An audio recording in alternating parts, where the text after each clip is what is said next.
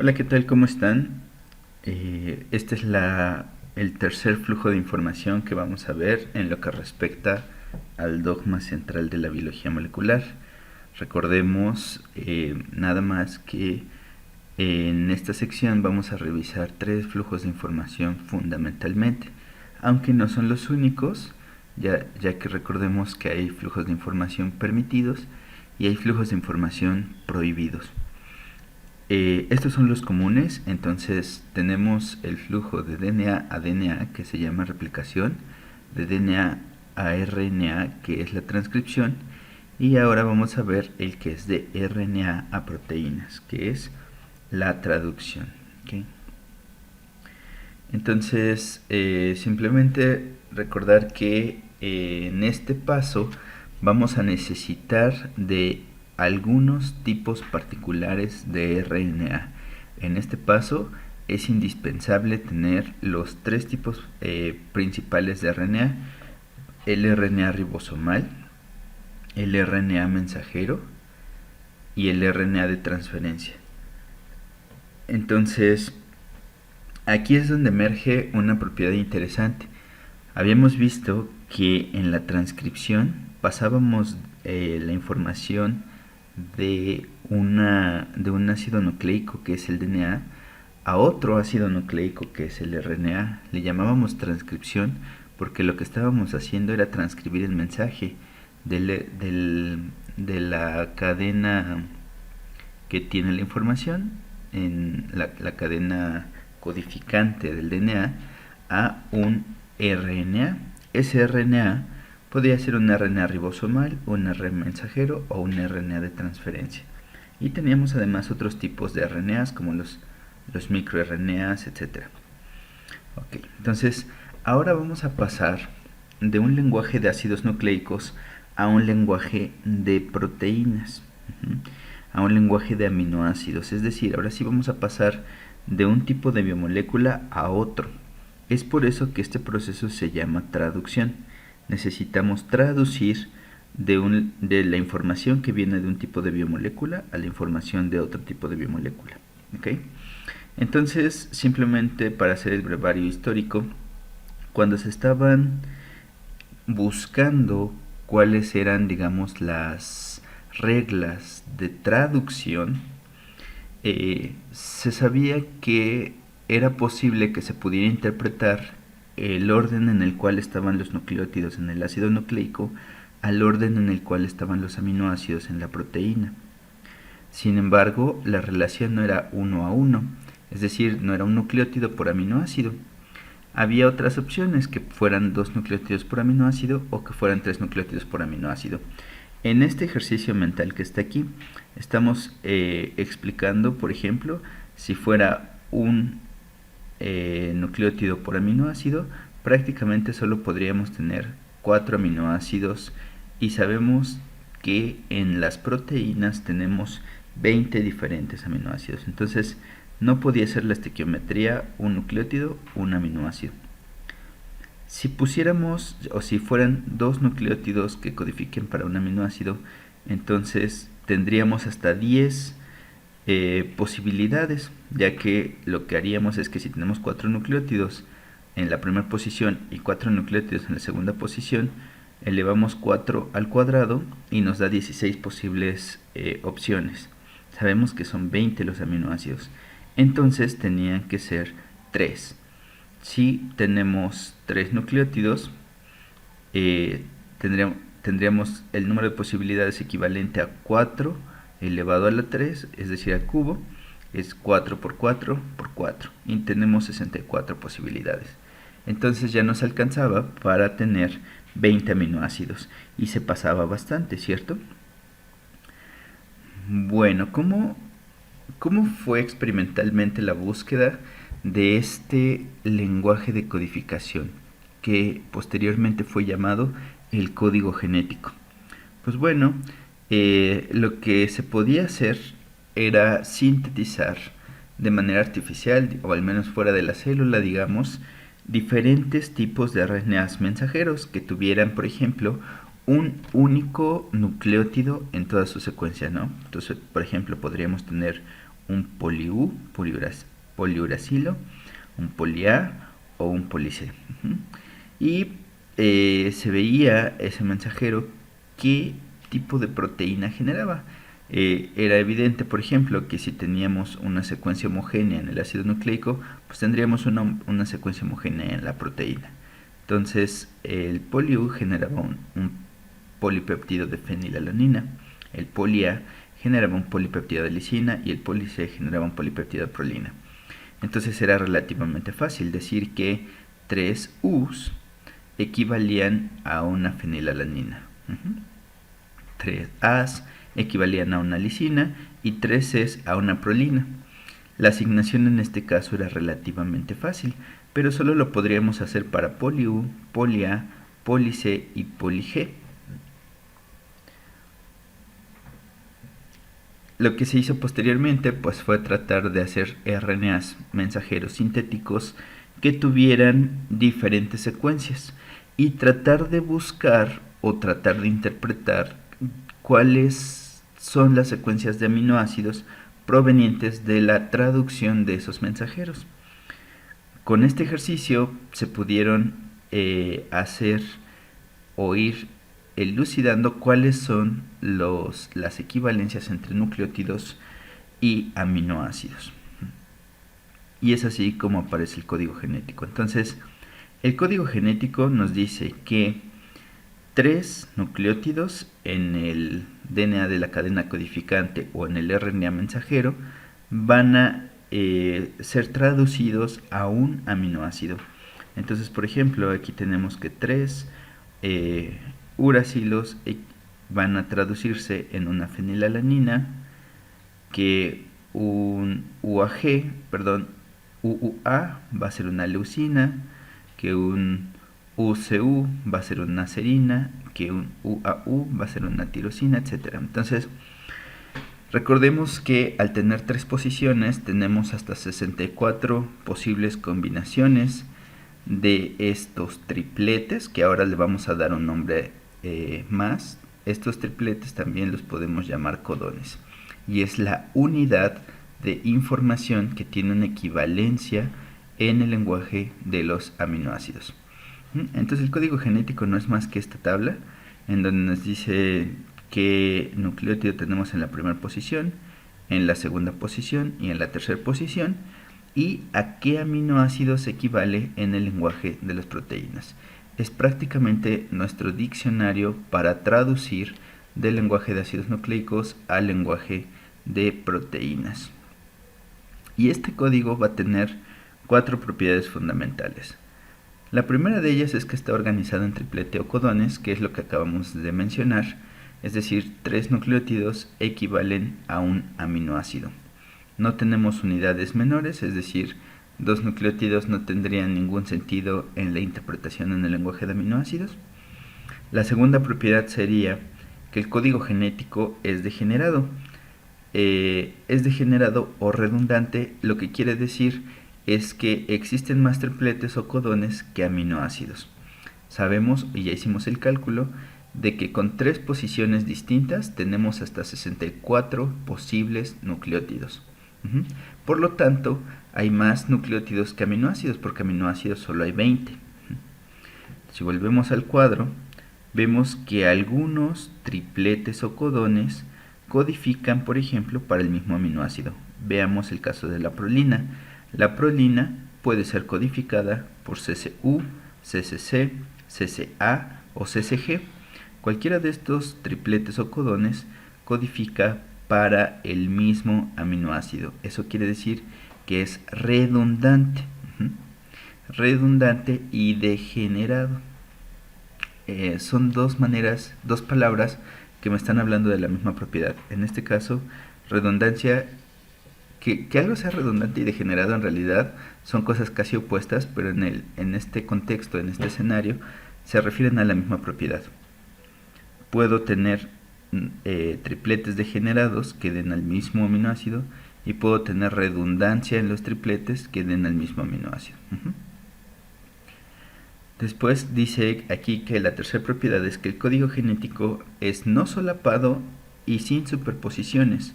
Quiere decir que un nucleótido solamente pertenece a un único triplete. ¿Esto qué quiere decir? Esto lo que quiere decir es que esta asignación es inequívoca, es decir, prácticamente siempre que encontremos un triplete CCU vamos a tener una prolina, siempre. Siempre que tengamos un CCC vamos a tener una prolina, siempre que tengamos un CAC vamos a tener una histidina y así. Es decir, no hay manera de que esta interpretación sea ambigua. Después nos dice además que el código genético nuclear es universal. ¿Eso qué quiere decir? Que es el código genético que se comparte en todos los seres vivos. Ahora, la idea de aclarar que el código genético nuclear es universal es porque sí se han encontrado codones que son distintos en organelos como mitocondria y cloroplasto. Pero en lo que tiene que ver con el núcleo de eucariontes es universal. Quiere decir, todos los eucariontes, los procariontes y arqueas comparten en este caso el código genético. Lo que sí es diferente, y eso va a ser muy importante cuando estemos viendo expresión de proteínas recombinantes, es que diferentes organismos pueden preferir cierto grupo de codones. ¿Esto qué quiere decir? Por ejemplo, volvamos al caso de la prolina. Ya sabemos que estos 4 tripletes codifican para el mismo aminoácido que es prolina. Pero es probable que algunos de estos tripletes sean preferidos por procariontes para tener prolina en sus proteínas y algunos de estos sean preferidos por eucariontes para tener prolina en sus proteínas. Por lo tanto, cuando nosotros estamos diseñando un gen sintético y lo que queremos es que se exprese en un organismo modelo, por ejemplo procariontes, lo que haríamos es, ya sé que quiero una prolina en esa posición, pues elegiría el codón que prefiera el procarionte en el cual voy a expresar mi proteína. No importa que la secuencia original, por ejemplo, sea un CCG, que sería la secuencia de la prolina en eucariontes. Si yo voy a expresar una proteína eucarionte en una bacteria, tendría que cambiar el codón a aquel que la bacteria prefiera. A eso se le llama la selección de codones. Muy bien. Otra cosa importante es la llamada la hipótesis del bamboleo. La hipótesis del bamboleo simplemente es que físicamente lo que va a ocurrir para pasar o para leer ese mensaje de tripletes es que en el mensajero, en la dirección 5'3', perdón, en el sentido 5'3', voy a tener los tripletes. Esos tripletes van a ser interpretados por una maquinaria que ahorita vamos a ver, pero básicamente debe haber una RNA de transferencia que tenga la secuencia complementaria antiparalela de ese triplete. Entonces, si aquí tengo el triplete en el mensajero 1, 2 y 3, en la secuencia del RNA de transferencia debería ser 3, 2 y 1. Pero, ahorita lo vamos a ver, el RNA de transferencia tiene estructura tridimensional. Por lo tanto, aunque el mensajero pueda estar totalmente lineal, el RNA de transferencia tiene cierta torsión en la posición 1 del RNA de transferencia o en la posición 3 del RNA mensajero. Es decir, este tercer nucleótido no aparea totalmente bien o puede tener diferentes maneras de aparear. Esta o la consecuencia de esta propiedad es que en la tercera posición del anticodón, en la tercera posición del codón o en la primera posición del anticodón puede no haber un apareamiento perfecto. Entonces, posición del codón 1 y 2 van a aparear perfectamente y la posición 3 puede tener cierta ambigüedad, puede bambolear. Entonces, tenemos en esta tabla algunos casos en los cuales no hay un apareamiento correcto. Por ejemplo, nos dicen aquí en la posición, en el extremo 5' del anticodón, puedes tener G, esta de aquí, G, C, A, U, I. Y en el codón uno esperaría que el complementario de G sea C, pero vean que aquí podemos tener U. El complementario de C es G, aquí sí se cumple. El complementario de A es U, en el caso del RNA, sí se cumple. El complementario de U puede ser A o G, aquí otra vez no se cumple. El complementario de U sería A, pero también G podría complementar. Y bueno, tenemos entonces esos casos. No hay una complementariedad perfecta en esa posición en particular. Ahora, ¿qué consecuencias tiene que no haya una complementariedad perfecta? Para la mayoría de los aminoácidos, ninguna, ya que al ser los aminoácidos, recordemos que una propiedad del código genético es que es redundante y degenerado. Entonces, por ejemplo, si yo quisiera leer el codón de prolina, vean que no importa cuál sea el nucleótido que tenga en la tercera posición, mientras las primeras dos sean CC, lo más probable es que en la tercera posición, independientemente del nucleótido, yo tenga una prolina.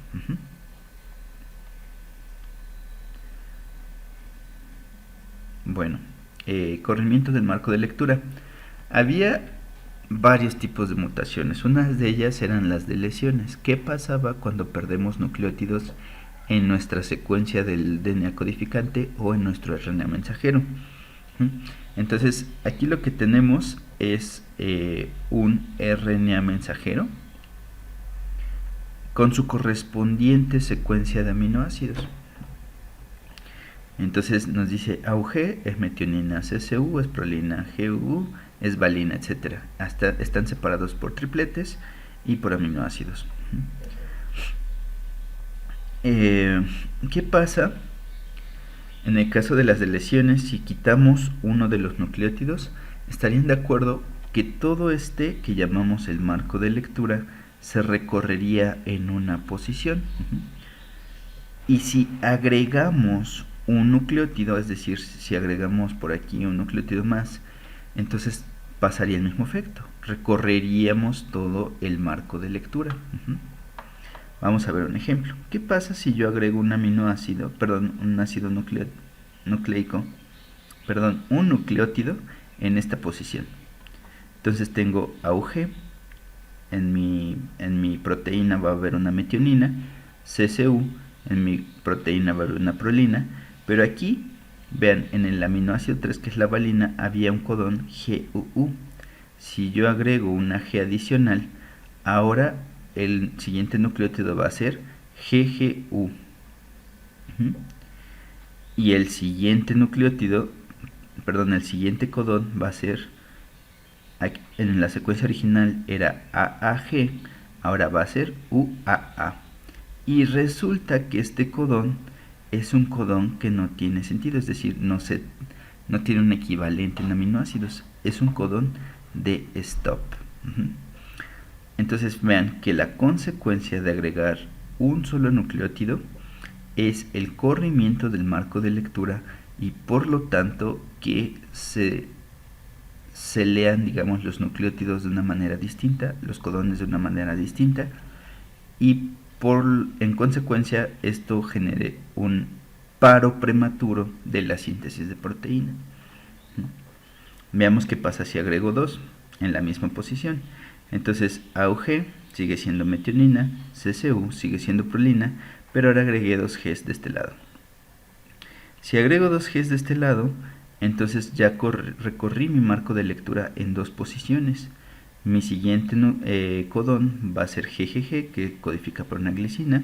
El siguiente va a ser UA, que codifica para una leucina. El siguiente va a ser AGG, que codifica para una arginina. Y si comparamos esta secuencia de aminoácidos con la secuencia original, vemos que ya cambió totalmente, simplemente por recorrer el marco de lectura. Y el tercer caso es qué tal que agregamos 3 bases. Entonces, AUG, metionina, CCU, prolina. Pero ahora agregué 3 bases. Esas bases son GGG. Me van a codificar para una glicina. Pero al agregar 3, recorrí el marco de lectura lo suficiente para que los siguientes codones tengan la misma interpretación. Si agrego 3, prácticamente lo que estoy haciendo es agregar un codón y por lo tanto un aminoácido en la proteína. Y lo siguiente se va a seguir leyendo igual. GGU va a ser una valina, AAG va a ser una asparagina, etc. Y si yo comparo esta secuencia con la secuencia original de mi proteína no mutada, veo que son equivalentes. Valina, valina. Asparagina, asparagina, glicina, glicina, serina, serina, lisina, lisina. Es decir, estamos agregando 3 pares de bases, con ellos solamente un aminoácido, pero ya no hubo un problema en el corrimiento del marco de lectura. Y el resto de los codones se lee de la misma manera en la que se leía antes de la mutación. Entonces, ¿qué hace más daño? Una inserción de un ácido de una base o una inserción de 3 bases. En este caso, una inserción de una base es más dañina porque está moviendo el marco de lectura. Muy bien, ahora vamos con el siguiente actor de la traducción. Es el RNA de transferencia. Entonces, ¿quién es el RNA de transferencia?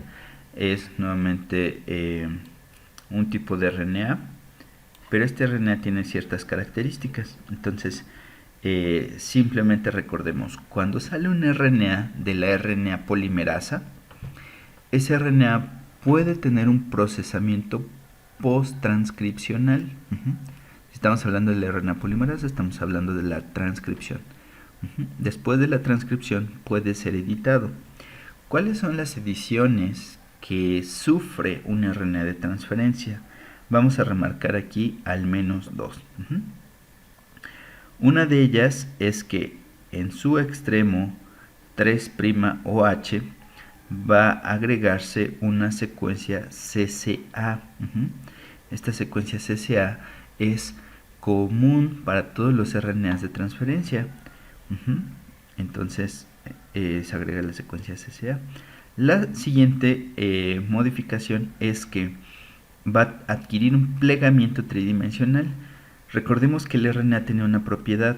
Cuando tenía secuencias que se pueden autocomplementar, es decir, que son complementarias con secuencias de sí mismo, el RNA de transferencia podía adoptar estas estructuras de tipo tallo.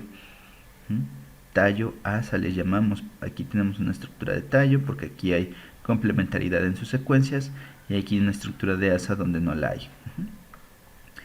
Entonces, un RNA de transferencia tiene típicamente esta estructura, le llaman comúnmente la estructura de trébol, porque eso parece.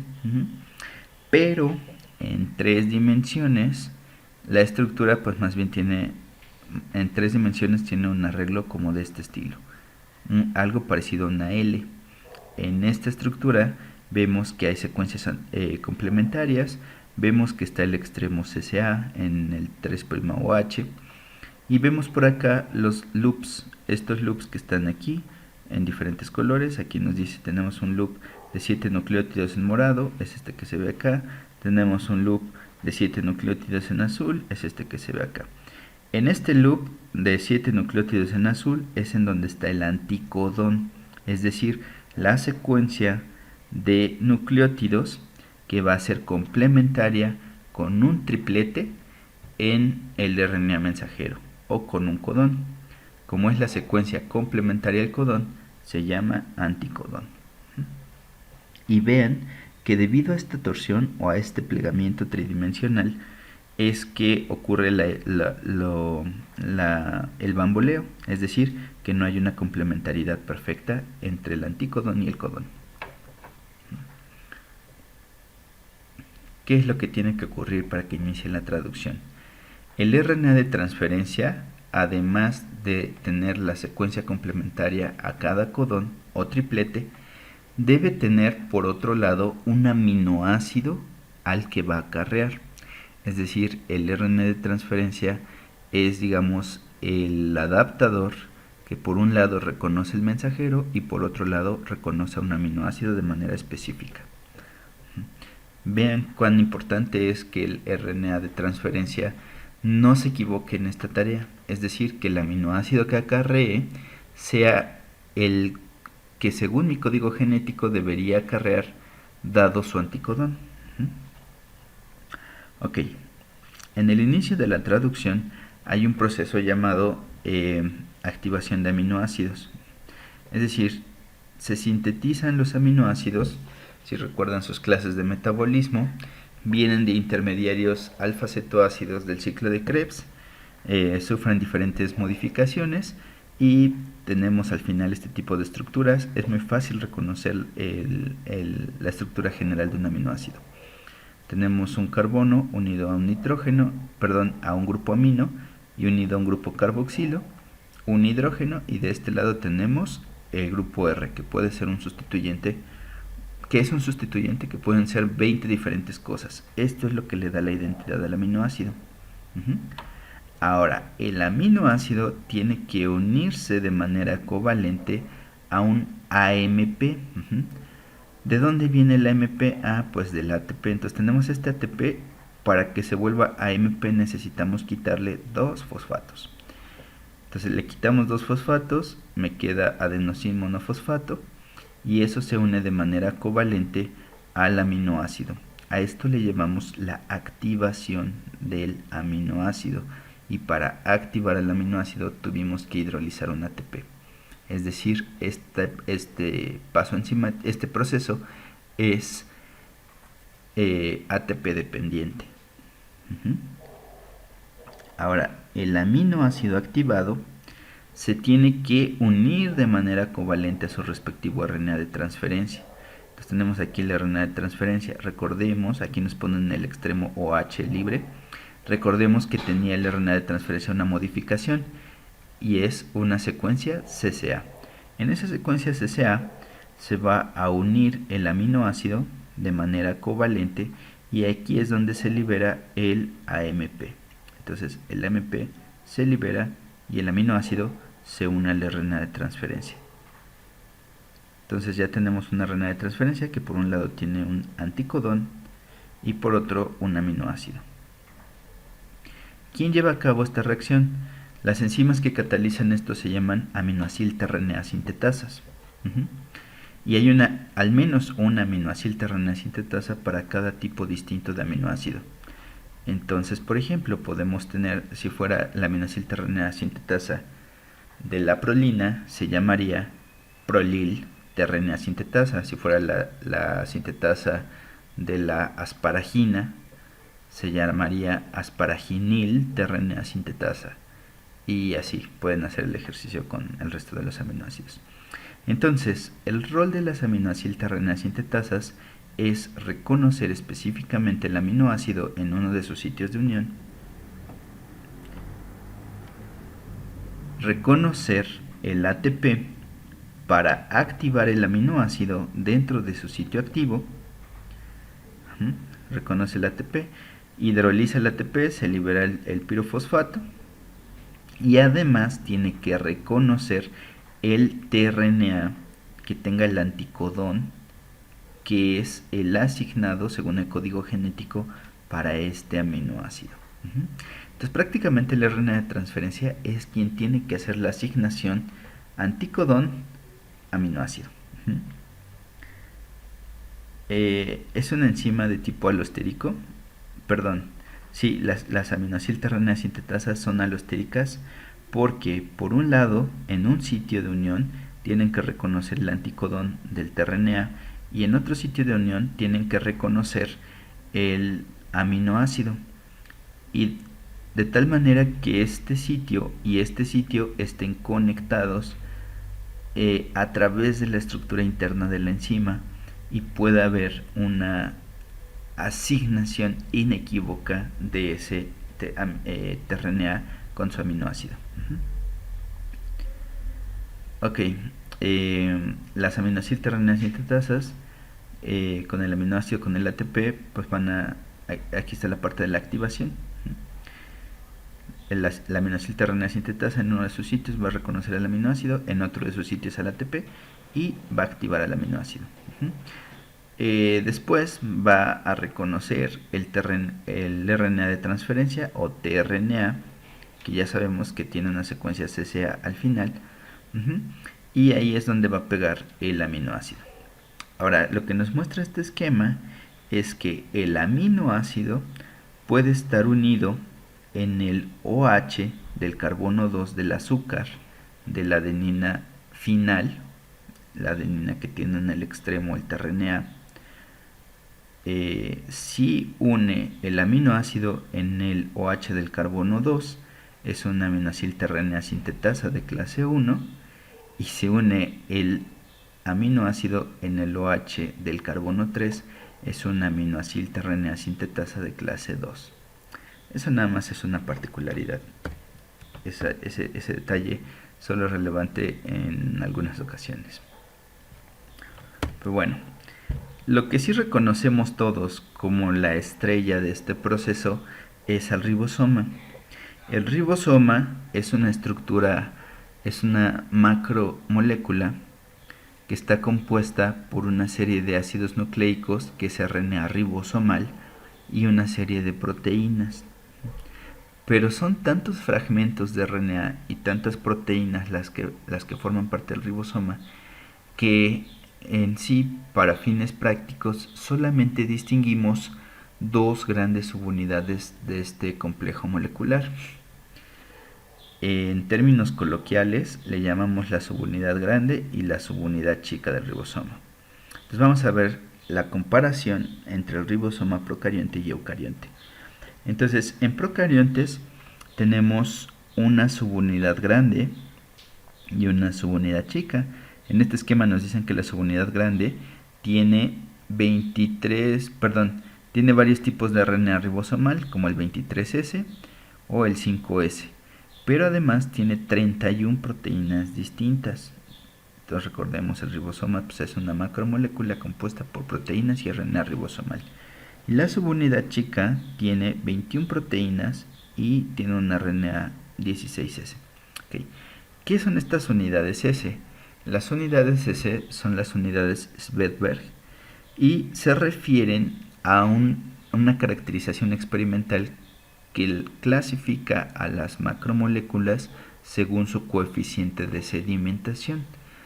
Estas unidades describen cómo se comporta este complejo molecular en experimentos de ultracentrifugación, y son más o menos proporcionales a la masa y al volumen que ocupan. Entonces, 50S simplemente me está diciendo este complejo es más grande que 1,30S, por ejemplo. Y les decía que en términos coloquiales yo digo que esta es la subunidad grande y la subunidad pequeña.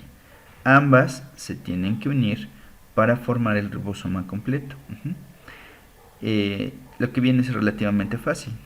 En procariontes la subunidad grande es 50S, la subunidad chica es 30S y la subunidad total es 70S. ¿Por qué 70S y no 80? Que por ejemplo sería la suma de 50 más 30. Porque como dije, esto correlaciona con la masa y el volumen, no necesariamente tiene que ser la suma. En eucariontes solamente vamos a agregar 10, eso es una mnemotecnia bastante útil, solamente vamos a agregar 10 a cada subunidad. Entonces a la subunidad grande de procariontes, que es 50S, le sumamos 10 y la subunidad grande de eucariontes es 60S. A la subunidad chica de procarionte, que es 30S, le sumamos 10 y tenemos la eucarionte, que es 40S. Y al ribosoma completo, que es 70S, le sumamos 10 y tenemos el ribosoma completo de eucariontes, que es 80S. Básicamente eso es lo importante. Reconocer o recordar en unidades de sedimentación Svedberg cuáles son las dimensiones de las subunidades del ribosoma y del ribosoma completo. Ahora, revisemos algunas cosas interesantes adicionales. En la siguiente unidad vamos a ver cómo se arman librerías con fines taxonómicos. Para ello, lo que haremos es secuenciar una región particular del ribosoma, que es esta de aquí, el RNA ribosomal 16S. El RNA ribosomal 16S Es lo que permitió a Carl Guss proponer que había 3 dominios en la vida: bacteria, arquea y eucaria. Quiere decir que esto debe ser una secuencia extremadamente conservada en los seres vivos. En eucariontes es 18S, pero al final vienen o son reflejo de un ribosoma ancestral que debió existir en el origen de la vida. Y por aquí tenemos otras secuencias importantes: la 23S en procariontes, que es 28S en eucariontes, es la parte del ribosoma que cataliza el enlace peptídico. Es decir, estas pequeñas regiones del RNA ribosomal se van a encargar de unir un aminoácido con otro. Ese es su rol en la vida. Estas subunidades o estas partes de las subunidades grandes de los ribosomas son las que catalizan el enlace o la formación del enlace peptídico. Eso también es interesante desde el punto de vista evolutivo, porque refleja o es un vestigio de que el RNA ribosomal también es capaz de catalizar reacciones químicas. En el mundo del RNA, antes de las proteínas, se supone que el RNA ribosomal, en general el RNA era la biomolécula que se encargaba de catalizar las reacciones químicas. Bueno, los componentes de la traducción también tenemos entonces el RNA mensajero. Entonces ya vimos el de transferencia, el ribosomal y el mensajero. El mensajero, sin embargo, ya lo habíamos visto en la clase de transcripción. Simplemente una diferencia importante entre el mensajero eucarionte y procarionte es que el eucarionte suele ser monocistrónico. ¿Qué quiere decir eso? Que el mensajero solamente codifica para una proteína. Es decir, la estequiometría es un mensajero, una proteína. En el caso de los procariontes, un mensajero puede tener información necesaria para hacer más de una proteína. A eso le llamamos RNA mensajero policistrónico o policistrón. Entonces, en procariontes los mensajeros suelen ser policistrónicos, mientras que en eucariontes suelen ser monocistrónicos. Estas regiones llamadas UTRs son Untranslated Regions, quiere decir que son regiones que no se van a traducir, y generalmente en un monocistrónico están en los extremos y en un policistrónico están en medio de los mensajes de proteínas. Ok, ¿dónde comienza el marco de lectura? Es decir, el ribosoma va a empezar a leer el mensajero, pero necesita una señal de inicio que me diga que ya empieza la traducción. Entonces, en procariontes y arqueas, el primer tRNA que va a parear con un codón en el mensajero va a ser el de metionina. Es decir, el primer aminoácido en todas las proteínas generalmente va a ser una metionina. En eucariontes y arqueas. En bacterias va a ser el mismo tRNA, pero la metionina va a sufrir una modificación, va a sufrir una formilación. Entonces el primer aminoácido en proteínas de bacterias es la formilmetionina. Muy bien. ¿Dónde inicia la traducción en procariontes? Chequen esto de aquí. Este esquema de aquí lo habíamos usado previamente para hablar de los promotores.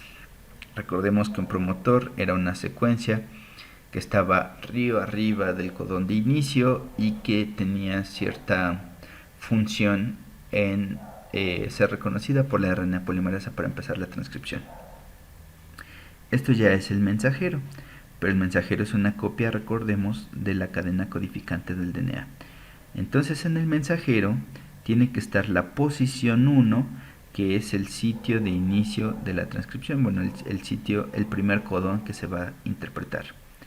Y río arriba voy a tener secuencias UTRs que van a ser reconocidas por el ribosoma.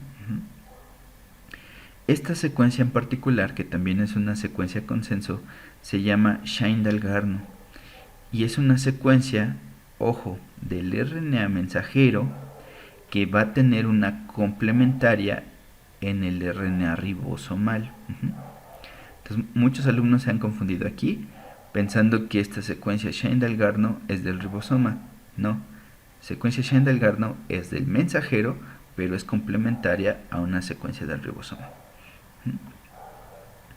Ok, entonces el ribosoma, así como la subunidad sigma de la RNA polimerasa reconocía un sitio río arriba para comenzar la transcripción, el ribosoma va a reconocer un sitio río arriba del inicio de la traducción.